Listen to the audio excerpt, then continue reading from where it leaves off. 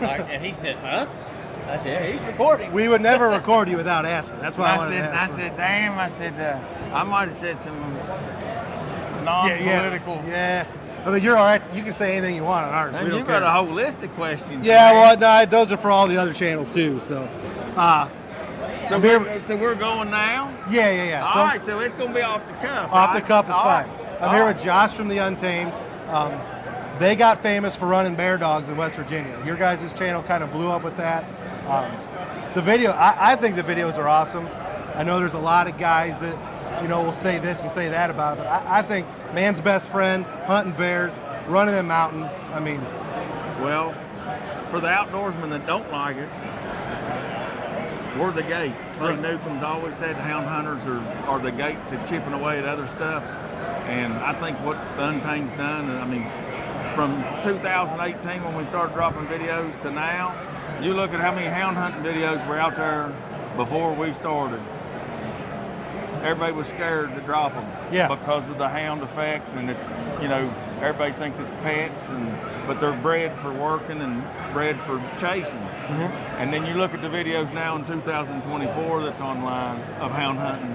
I think that we've opened that door up for people to feel safe to drop those videos. I would say that you guys were the ones that pushed that through. I mean, no one was doing it. No one was doing it on that scale before you guys at all. Well, I appreciate it. I mean, I think that has been a positive effect from us, is other people are more comfortable dropping their footage online.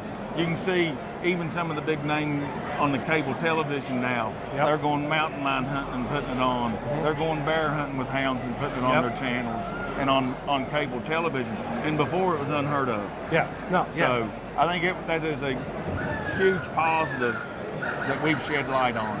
I specifically remember, I mean, you guys have tons of videos, but I like the ones where these bears are going down in these mine shafts. I know like that? You guys hate them. Don't like I know, because the dog's going in there, but it's just crazy to me. These 200-300-pound bears are going down in these mine shafts and they're busting out, running across the road. It's just entertaining.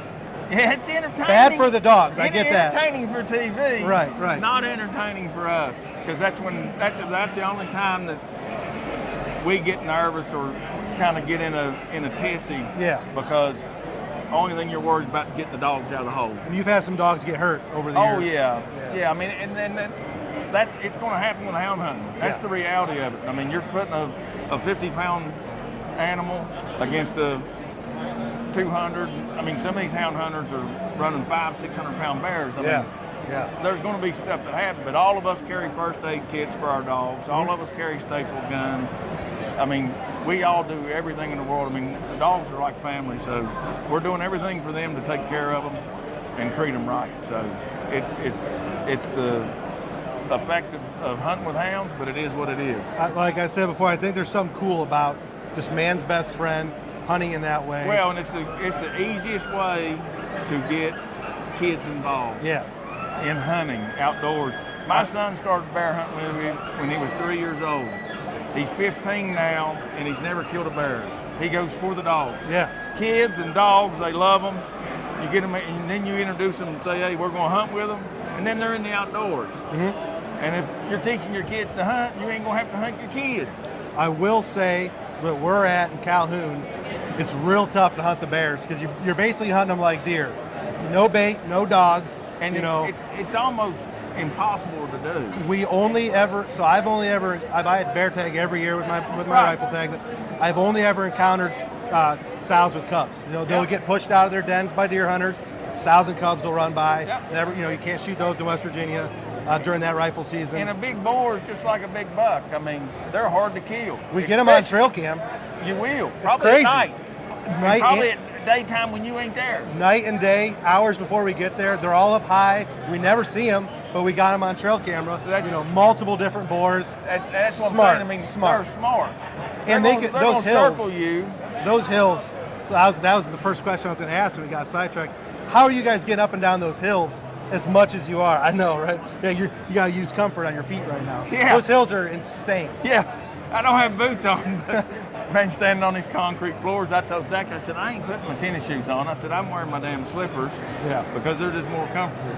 I mean, he's wearing Crocs, but no, it's, if there's trails for us to get on, we get on the trails. If Yeah. not, we're hoofing it. Our spot doesn't have 4-wheeler access, so Right. it's walking. Well, everything At least public, the camp's in the bottom, which You is know, nice. everything public in West Virginia, you're not allowed to have side-by-sides or anything like that, so it's all foot traffic only. So you're doing most of your hunting on private land?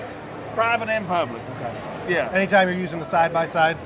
Anytime we're in vehicles or side-by-sides, we're probably skirting public or we're on private. Got to ask you. You don't have to answer if you don't want to. Yeah. Still good relationship with Kirk? Yeah, I mean, we're just going different directions. Because I started seeing his stuff pop up after your stuff, I mean, you Kirk's know. going to do good with what he does. He's a great camera guy, great production guy. He's going to do good. It's just we were going different directions, and it was best for the company. I feel like he kind of gears his stuff more towards the younger crowd, maybe. Yeah. Like the 20s to teenager kind of level. And then your guys' stuff is more of a broader spectrum. Yeah, I mean, we're going to keep a diverse channel, and Kirk's going to continue doing real good. Do you guys run into each other? Nah, yeah, we run into each other, but we don't hunt together anymore. Okay. You're not. So what I'm saying is you don't run into the same spots in the morning? Because there's Yeah, got to when be we're- only so when many. When we're bear hunting, we'll run into each other. That's cool. Yeah. That's cool. Have you had any problems with the anti-hunters giving you guys any type of flack? No, not the first year that we started dropping hound footage. We got some flack, and that was due to us. We were showing everything. Yeah. We were The bear showing- falling out of the tree. Yeah, and I mean just like Yeah. drama blood, Yep. drama dog fights, and it's part of hound hunting. But we toned it back because in West Virginia, you know, as we were hound hunting, we were ignorant to it, what the rest of the country was going through with hound hunters. But once we realized that we're affecting other states in legislation, we toned it back so that we wouldn't have a negative effect. Because West Virginia hound hunters ain't going to go through the same thing like what's going on in Colorado now. Yep. You know, in California, they shut everything down. Oregon, I mean, all these states are getting chipped away, and these non-interest groups and these anti-hunter groups are chipping away at these states that have opened the gate. And there's no shortage of bears. No, and we don't have to deal with that in West Virginia because our legislatures, they're good enough to know that, hey, we start messing with the game laws, we're going to get voted out.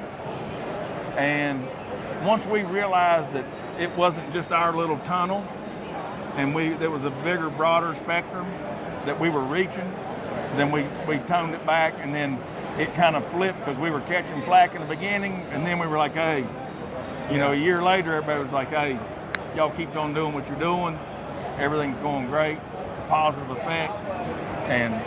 But since the beginning, not really. I mean, we catch a bunch of YouTube comments. Have you guys been demonetized at all? No. Never. No, we have, like, there for a stretch, we'd drop a bear video, and it'd get demonetized immediately. You appeal it? And then we appeal it. But the thing that sucks about that is, It takes time. and they don't go back and pay you for the views you get while you're in appeal. So what I was running into, because they were doing that to us with our deer camp style videos, doing deer drives and stuff, ARs, drinking some beer, they were hammering it. And so what I would do is I would upload it, get it on there, they'd strike it, and then I'd appeal it and wait and then release it afterwards, like a week later. Yeah. Like you had to give them a week or two. Yeah, we've never got a strike, Me neither, just Never the strike. or what do they call it, the limited ads. but we will get demonetized, and then we've never lost an appeal. Yeah, I've lost a few. It's weird. If I gray out butchering the deer, it's good.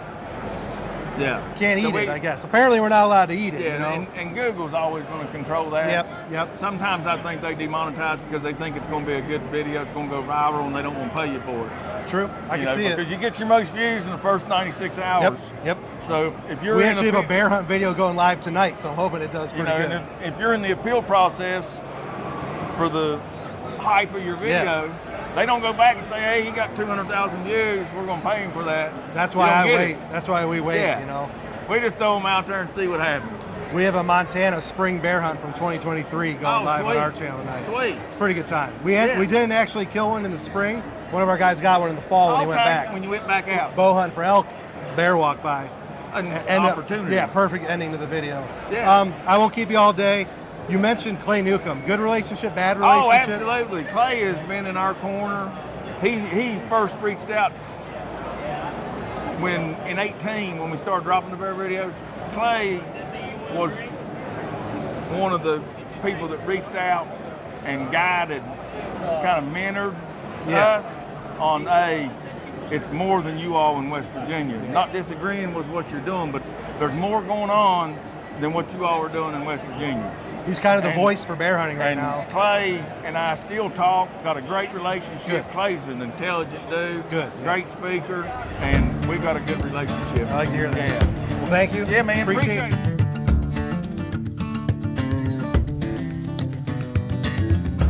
Well, I guess, Brent, I'll let you introduce yourself real quick. How's it going, guys? My name is Brennan Nadine. I'm with the Breaking Point TV. We started kind of following you guys right before COVID. I remember searching YouTube and finding the beatdown videos. Yep. So like that's kind of how we got introduced to you guys. And then during COVID, you know, everyone was watching hunting media. It was during turkey season. We watched probably every single one of your guys' videos 5 times just because at that time there was nothing else to do. You know? Yeah. But then we just kind of started following you. I really enjoy how your guys' channel doesn't church it up. So a lot of social media, YouTube stuff and hunting, they make it seem almost like choir boys are out there doing it. And it's so straight. And you guys were like some of the first ones that weren't afraid to show, you know, how it really is. You're not afraid to crack a beer. You're not afraid to have your deer camp. And, you guys are based out of Iowa now. Yep. How many guys are on your crew? So there's 3 of us working full time, and then in total we got 15, I think, 15 guys field producing for us. A lot of the guys, you know, hold down 9 to 5 jobs, and you know, like most people, are weekend warriors and using their vacation for their rut. So, like I said, there's 3 of us that are doing it full time. Something new last year, we actually added an internship program. Ross, standing back here in the back of the booth, he was actually one of the interns last year. And we hired him on full-time in January. So to answer your question, we got about 16 guys running the ship. That's pretty cool. You guys do this cool feature you started 2 years ago where you do live hunts. Yep. It was like, what, Saturday nights during the season? Yep. You guys do live hunts from the tree, 3 or 4 different guys. You've killed a few bucks doing that. Yep. The problem is you guys are Central Time. So when you guys are on, we're all in the woods. Unless it's a shit day. If it's a shit rainy day, then we'll be inside watching you guys. But I can never actually catch it when it's live unless we're rained out, you know. Yeah, we started. It's called Rut Live, and it's a live stream straight from our cameras right to the YouTube channel. So you guys are seeing what we're seeing with about a 10-second delay. So it's damn near live. So we usually try to get 4 guys in the tree for those live streams, and then we got 2 in-studio hosts kind of hosting it, keeping it entertaining. We give away a lot of partner gear, usually around $3,000 worth of free products are given away. I won a scent kit one time from you. I think the very first one I won like a scent kit. But, yeah, can you think of anything else, Luke? What's your favorite hunt from last year? Barn buck? Yeah. I mean, that was the only buck I killed last year. I shot a buck out of an old abandoned barn in North Dakota. I ended up having a heartbreaking hunt in Iowa, wounded one, never did find him. We've all been there. Yeah, I mean, the team carried us last year. I had a terrible year, but everybody else pulled through, and we had another solid year, and all that content will be coming out this summer. I had a terrible year as well. Actually, me and Ethan both had a terrible year. Luke did good. Luke killed his target buck October 21st. Yeah, so. Hell yeah. And make sure to check out the cool hats. Yeah, we actually they came to me with this design last year, the deer camp design, and we actually worked out a deal with them, and we threw them on hats this year. We're selling them at all the shows, selling them on our website, so check them out. Got these guys to thank for that one. Appreciate it. Yeah, thanks for your time.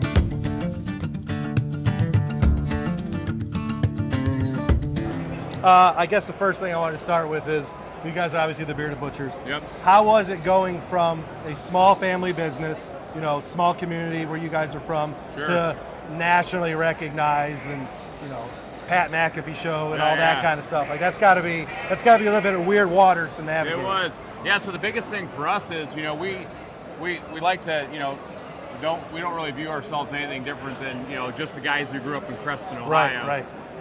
But one of the bigger challenges was the legal aspect of it. So building in the trademark, building in all the registering all the different aspects of it, whether it be the spice sales or the apparel, the media content. We have copyrights on everything.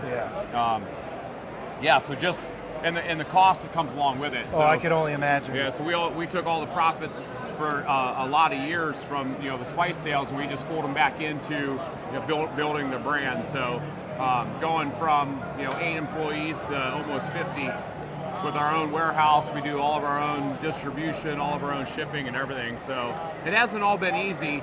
The good thing for us is that we came in right at the right time with our brand.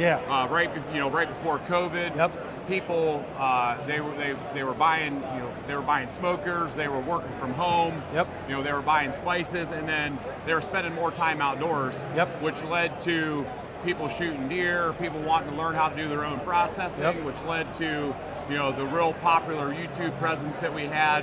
I was going to ask about that next. Kind of lightning in a bottle, so to speak. Yeah. So your guys, we've been blessed for sure. Your guys' YouTube operation went from 0 to top of the world, it's crazy. Right now. Yeah, you're up over 1 million subscribers, right? We're gonna hit 3 million. 3 million subscribers. We're a couple 100,000 away, but we've been averaging about 1 million a year. That's crazy. That's awesome, though. Thank you. Yeah. Thank you. We get happy about 500 at a time. Yeah. You guys are talking about 1 million. Well, so I talk about lightning in a bottle, but so we became the leading authority on Google for butchering related content. Yep. So we worked a lot on search engine optimization and keywords to gain that top spot, and it grew organically. So we weren't paying for optimization or the algorithm. And people, if you're genuine, authentic, and you tell your story. I mean, we're a family business based on faith, family, food. And I think a lot of people can relate. This is America. We have core values, and we try to bring all that home. Around over food. So we butcher our own deer, and we probably do 20 to 25 a year. And I watch your guys' videos, and what takes me an hour takes you like 5 minutes. I mean, just 5 minutes. Well, and we started so young. Yeah. And when you start in it at 10, 11 years old, and you grew up with a knife in your hand, it just becomes second nature, muscle memory. But yeah, it's been an incredible ride. Sometimes, you lay in bed at night, it all seems kind of surreal. Oh yeah. You have somebody. I can only imagine. Somebody buying spices, from a distributor in Sweden, or we have one in Singapore. Well, you're a worldwide brand now. Yeah. So a couple just quick little questions. Oh yeah. We have a big debate amongst me and my brothers. You shoot a deer, 40 degrees outside, skin on or skin off when you hang it? So my personal opinion is that if you're going to hang it outside, so if you're going to hang it in a barn, or you're going to hang it in your garage, we would typically leave the skin on it for a couple days, and then we take the skin off. But if we go into our walk-in cooler, we always remove the hide. A lot of that has to do with humidity. Okay. So like a lot of your western states, they can't hang an animal with the skin off because it dries out, dries the flesh out too much. Right. So you're going to lose that outside layer. You will. It turns black. Yep. So my recommendation is, 40 to 45 degrees during the day, into the 30s at night. You're in southern Ohio. You shoot a deer, gut it, hang it in the barn. You're going to be there for 3 or 4 days. Leave the hide on it if you want. Then when you get home, go ahead and pull the hide off. But that's been our big family debate, because he hates having to skin the deer 5 days later because it takes so long. Well, and I would say 90% of the time we skin them before we hang them, because they're easy. Like you said, they're easier to skin when they're warm. So something that I started doing, we have property in southern Ohio. Yeah, you guys, the deer camp videos, which is kind of our bread and butter. That's the ones I like watching, you guys. Yep. And a lot of times, if I know that, if it's an evening hunt, we shoot a deer and we're heading home, I'll rip the hide off of it. I take some big plastic bags, a couple bags of ice, throw it inside of it, and then that way when I get back to the meat shop, all I have to do is carry it in and throw it in the cooler. Cool. So I don't have to think about, staying till midnight, skinning the deer. But always easier to skin it when it's warm. Just pay attention to the temperatures and the humidity, and that'll depend on whether you leave the hide on or not. But yeah, and then, you know, when we did our elk hunt out in New Mexico, we skinned our elk right away, and then they went into coolers. They went into our Yetis. We packed them with ice, and that's how we held them, and then we shipped them home. When my brother does his Western stuff, sometimes, you know, he goes out there for a month at a time, you know, 3 weeks to a month. His problem is he kills something, whether it be a bear, mule deer, whatever. He's got to get it in the cooler, and then he's got to take it down to a processor just to hold it for him. Right. You know, for 2-3 weeks, and he pays the guy, and there's a bunch of logistics behind that. But. Yeah. So what we did, made with meat processing equipment, they have some real nice tabletop vacuum sealers and stuff. So we actually ship our meat equipment ahead of our trip in the coolers, back bags and everything, and then we break it all down into portion sizes that'll fit in a bag, vacuum seal them, and then we put them back in the coolers and then ship them home. So when we get them back, everything's already broke down into manageable sized pieces. That works really good. Then the meat isn't exposed to water and ice and doesn't get that gray. Yeah, water I hate. I will avoid water as much as I can. Yeah, just get it in a bag, vacuum seal it, and then put ice on it, because then that ice doesn't come in contact with the meat. So that's what we've learned. Turns out a fantastic product. Dry aging venison, bar none. Creates the best, best tasting wild game. People that don't love venison, if you dry age it and they eat it, they will. A lot of people don't even know that it's deer meat. I sneak deer meat into dishes at work all the time, and the guys have no idea. They don't know. They have no clue. But yeah, I won't keep you all day. Ethan's arms are dying right now. He can't hold that camera. Camera's starting to shake. 10 minutes. It starts.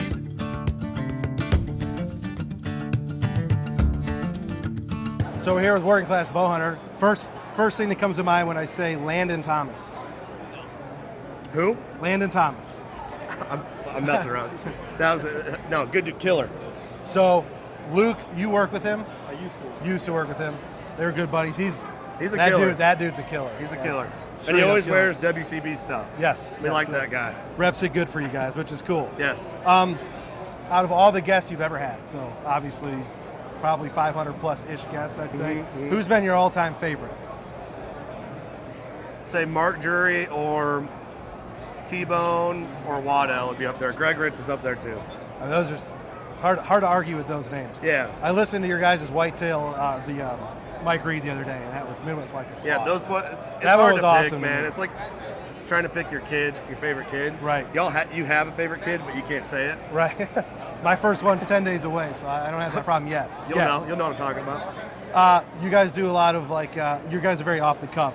What's your favorite bourbon? I'm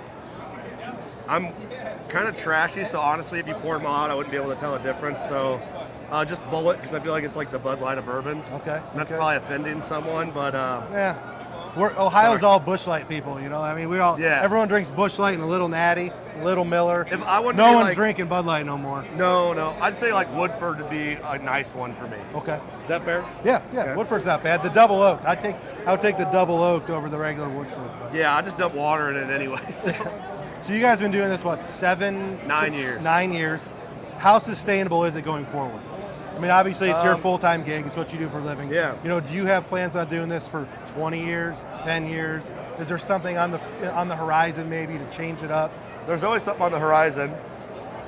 I mean, as long as you can stay creative, you can go forever. And as long as you're like true to yourself, you can go forever, I think. So I don't know how, you guys are 670, 679? 630s, something like that, yeah. I don't know how you guys are able to come up with that much content on a weekly basis. You know, we run one with our friends for fun, small, and it's tough. It is real tough to come up with something every week.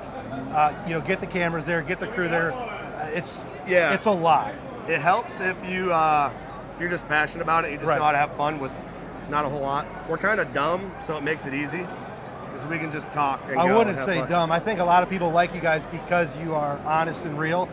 You don't church it up. We're just who we are, man. So there's one of the YouTube shows that's over here. I'm sure you guys know the Breaking Point guys. Yeah, good dudes. They don't church their stuff up either. Yeah. They'll crack that beer. They'll swear. They'll show. They'll walk out with a turkey on their head, public land. They've been in our studio a lot. We have fun with them guys. Right, and they don't PC it up. And the hunting media these days, it's kind of getting a little sad because a lot of guys are literally Walmarting it. They're They're not even showing the kill shots sometimes anymore. There's going to be a big shift, man. And more people are getting into that, just down to earth, like just be who you are. Yeah. If you're like, we did a podcast with Corey Anderson. He said, I'm always me, and as soon as you act like something else, right, you kind of get outed on it. So if you you're always start to just who fumble you your are, words, and you don't know which direction to go with it.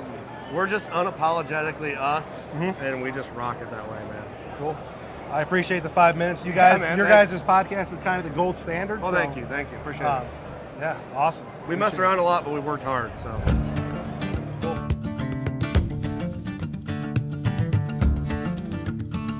Mike with Drone Deer Recovery.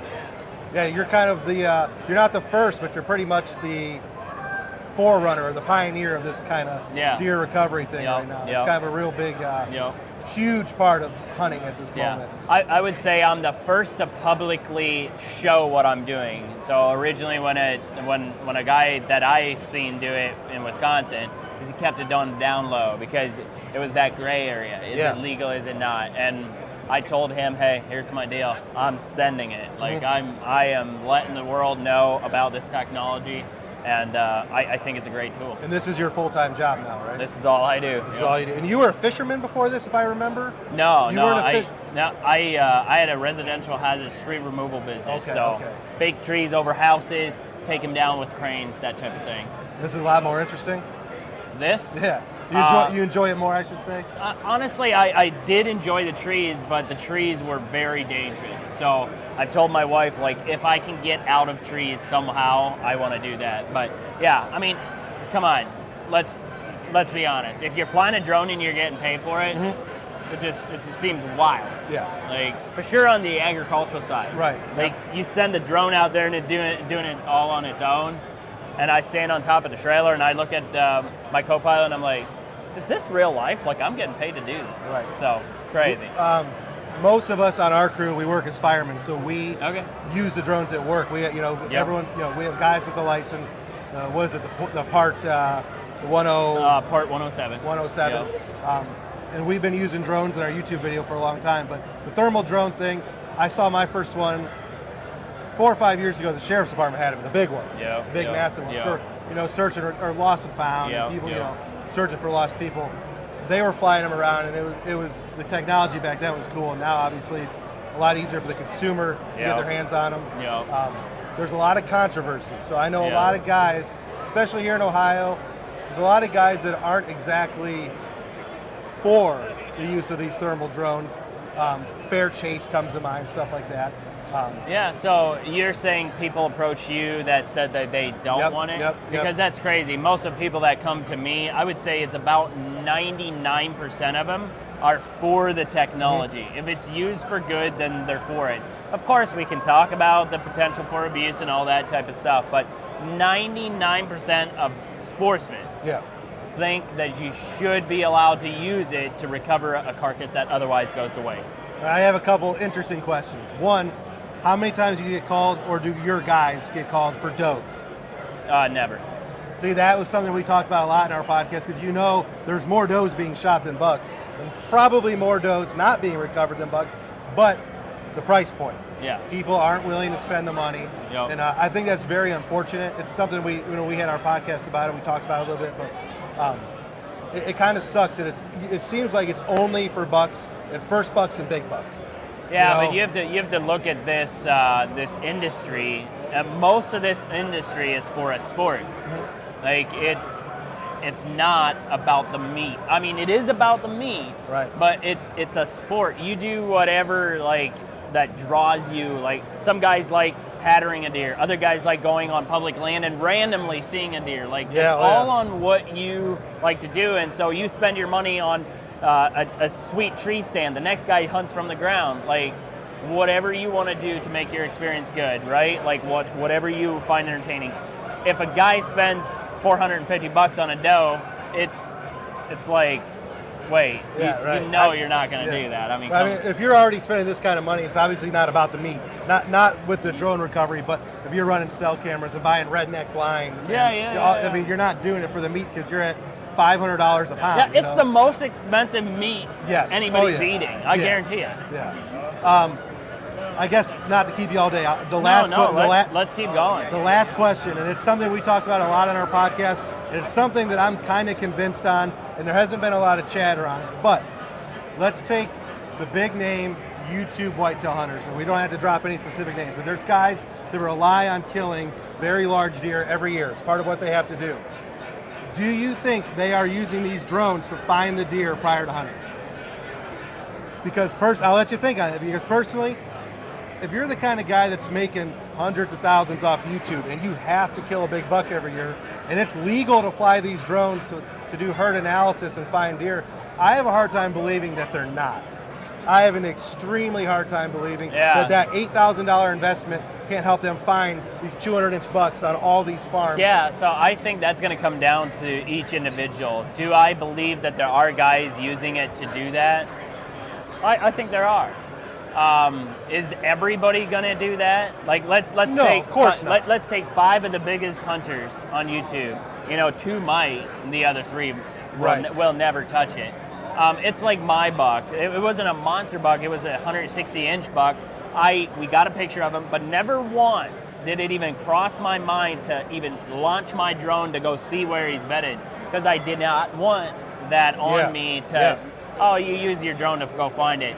Could I have done that? Yeah, but it's like, you asked me that question, I would say there's a pretty good chance that guys are using it for that. I would just, it's kind of interesting, and I'm not equating drone usage to their success, because they were successful before that.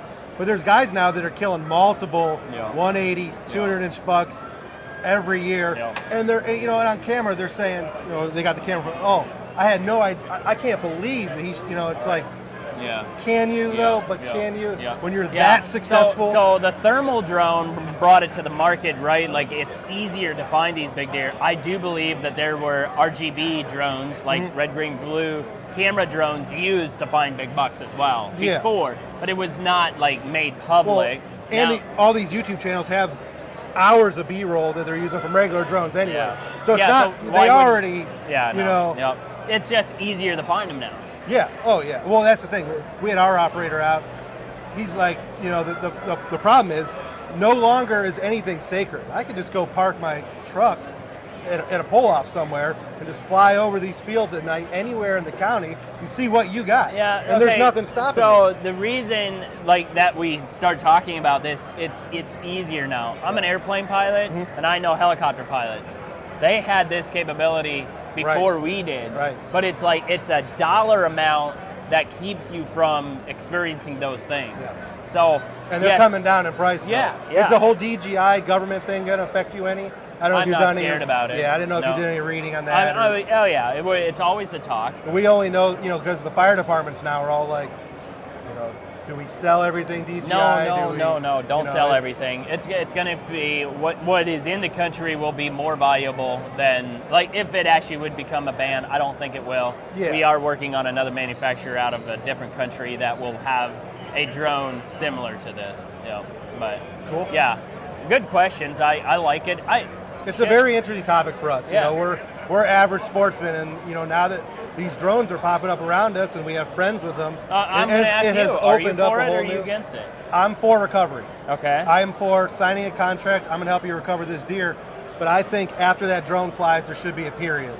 I think there should be a 24-hour period where, and if the deer is in there suffering and like bleeding and picking up his head and slamming it down. Where's the ODNR guys? Because they'll tell you, too bad. Unless the deer ain't dead, then the deer ain't dead. Nature has to take its course. They won't come out and put one down. No, I'm saying ethically, right? Some of this comes back to ethics as a hunter.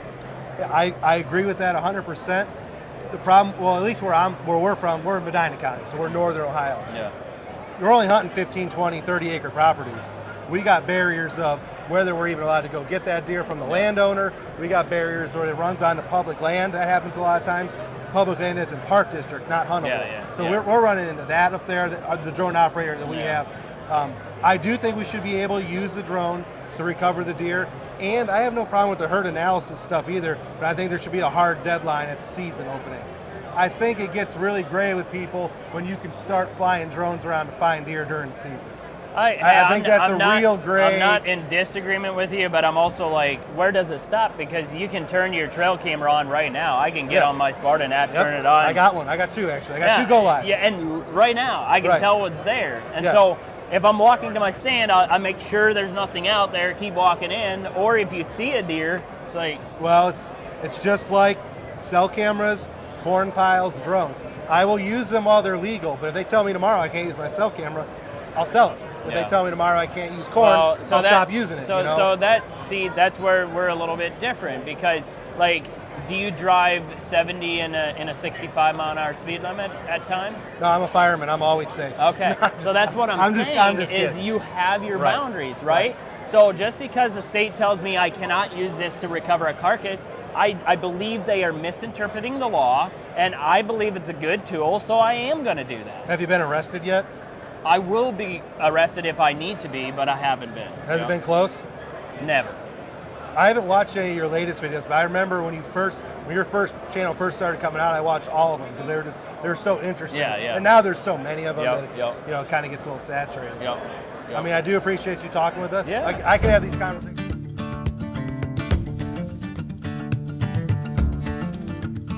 All right, guys, so Jarrett Followay here. I'm with Born Again Bow Hunting, but I am here working for TrophyLine, and I would say one of their biggest things now, other than the Hyperlight that has just come out that isn't available to the public yet, is this Onyx platform. One gripe that most people have about these platforms is the sharp edges. Now, if you're only going to sit for a couple hours in the morning, a couple hours in the evening, this is no issue. But if you're going to do an all-day sit or a 5-6 hour sit, the angled edges on this Onyx platform is really what gives it its good edge. When you lean back in your saddle, your feet are so much more comfortable because a lot of people complain about the arch of their foot sitting in that edge. So personally, last year, I think everybody that I knew ran this platform, and it made a massive difference on your feet and just your comfortability inside this saddle. When you lean back, it's angled, and it's on all three sides. It's not just on the front. So you can change your position any way you like. This is my favorite platform by far, and it's very affordable. How many bucks did you guys kill out of those saddles? How many bucks? Like last year? Last year, 5 or 6. Yeah. And, you know, people hate to say, oh, well, you just use a saddle because it's what you had, but I think the saddles really make it possible for us because of how much we move around. We're not hunting. I can attest that you guys like to move around. Yeah, seriously. I don't think in Indiana, in like the week we were there, we hunted the same tree. See, I hunted the same tree a lot, and you guys killed 3 bucks and we killed 0. So. Yeah, but yeah, this platform, I think, it draws a lot of people in. We run into a lot of people. They're like, hey, I run a tethered saddle, but I really love your platform. Every saddle company. So it's worked out really well. Cool.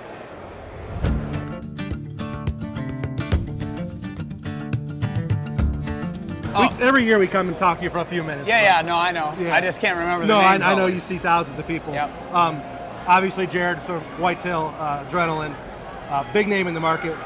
I'm actually kind of a big nerd, and I want to know more about your editing process. Ooh. So that's something that I do for our secret. guys. Spend a lot of time behind the computer. Yeah. Trust me, I'm well aware. Obviously, you must have some type of built home computer at home that you're using. What program are you using? I cut on Avid Media Composer, Okay. Avid Media. which is not the norm unless you're doing the big productions. But. Yeah. Have you ever tried DaVinci? Oh yeah, I finish in DaVinci. Okay. The color grading and all that. Yeah, beautiful. Yeah. Avid's not good at that. So we switched to DaVinci this year, and it's been a game changer. Like, it's unbelievable how fast it is. So you do everything: sound, color. It's you individually. I do the finished stuff. I've got Andy full time. Mm-hmm. He does rough cutting and cutting it. He gets it pretty far along. I do the finished, polished stuff. Right. And then Ethan, one of my guys that started out filming, he steps into that for different periods of the year as well. So I listened to your last podcast a couple weeks ago. The last one I listened to was with the working class guys, and you were talking about the breakdown. All those hours, obviously your new DVD's what, 12, 14 hours? 15 hours. 14.8. So the longest project available on DVD. The longest project I've ever worked on was like an hour and a half, so I couldn't even imagine what 15 finished. You know, the video files and just the amount of space. How many terabytes? Was it 100 and some terabytes? Our RAID on this one was 144 terabytes, but we use, I think it's 0, so you get like 105 or 10. And I don't have quite enough capacity to do all the final exports. I did for this, but other ones. Yeah, you'd have to go like project to project to project, and then piece it together. Over 100 terabytes. That's crazy. Actually, it's 109 terabytes is the max on that one. Do you like the editing or do you hate it? It's a love-hate thing. Yeah, I feel it depends on how much you do it. I feel you. I've done it enough. I mean, you don't get your reward till the very end when it all comes together. So obviously, this was your guys' biggest project you ever had. Yeah. You know, every couple of years, you guys have the DVD. This one is 3 years worth of content, too? It's one season's worth of content. It took 3 years to produce it. So I guess the question is, what's next? The next is going to be about half the size and is much further along than Uncuffed was. Just that project was just big. So was it too big? Should you have cut it down and maybe done multiple or no? There was no, I mean, that would have taken more time, really. Yeah. To go through everything and cut it down even tighter would have taken even more time. So, I mean, sure, we could have not edited hunts entirely, and then, but yeah, the next one will go out the door quicker. So. Well, I appreciate it. Like I said, I won't take up too much of your time. Oh, no. I just want to talk about the editing stuff You real bet. quick.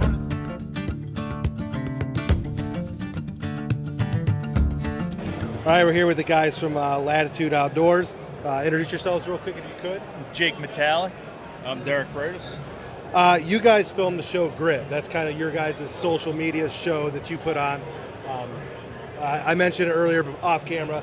We're buddies with Joey Pavlovich, who's one of your guys' cameramen. Yep. He actually told me you're his favorite guy to be in a tree with. Well, I spend the most time with Joey out of any other hunter, but yeah, we have a good time together for sure. When does season 2 come out?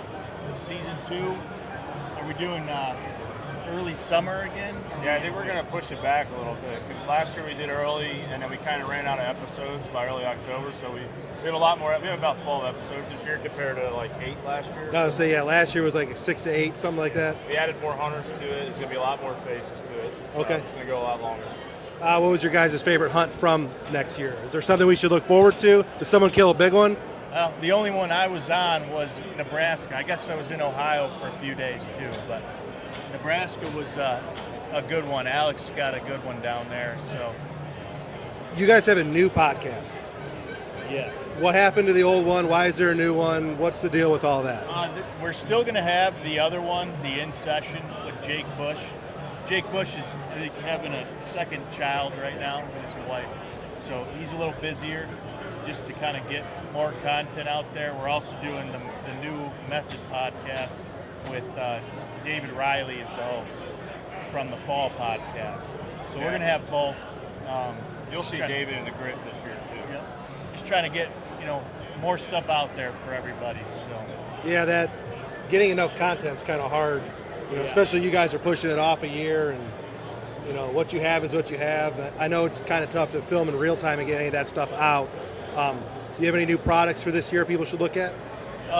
Nothing to show here quite yet, but we do have a few different things coming out this year. We've got a couple backpacks, so you're going to have kind of your all-season pack, and then a lighter, kind of ultralight pack, smaller pack. We got a new platform coming out later, pre-season. What else we got? We got a couple bow hooks here, some smaller things. And we got a couple of new single panel saddles in the works for this year as well. Anything you want to add? Darren? No, I'm good. Just look out for Grit season 2. Yeah. It's going to be way better than last year. And last year we thought we couldn't top it, and I think we did. So it's going to be really good. You guys had a hell of a time in Indiana this year, right? I didn't get to Indiana. Did you do anything in Indiana? I filmed a lot in Indiana. Yep. Did you guys end up getting one or no? We got close. We got close a couple times. So we were there the same week you guys were. We were just like 100 miles south of you guys. So I was like kind of going back and forth with Joey. Like, are those guys having any? It was pretty rough on our end. So it was rough. It was rough on our end. We went there 3 times last year: early October, late October, and then I think we went in November. And we didn't really get into them until that November trip. I got some questions to ask you once we put the mics away about that trip, but I don't want to do it.